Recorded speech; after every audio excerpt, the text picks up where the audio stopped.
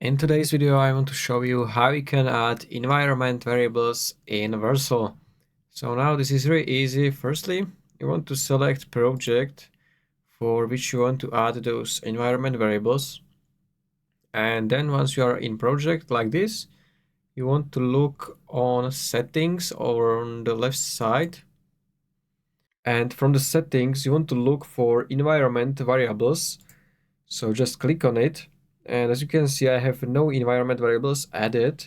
So in order to add them, you just want to click add environment variable over here in top right corner. You want to firstly type a key. So let's say I'm adding stripe key. So I'm gonna type stripe key and then I'm gonna paste the value. So this is the value of my stripe key. You can also add another. Then you can choose environments. So you can keep it as it is. So pre-production, preview, deploy, and deployment is checked. And then you can also select a custom preview branch from here. Next, you can select if you want to make it sensitive. So if you switch on it, it will be like private.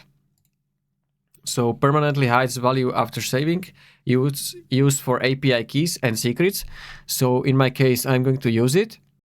API key is private and you shouldn't be sharing the key with others.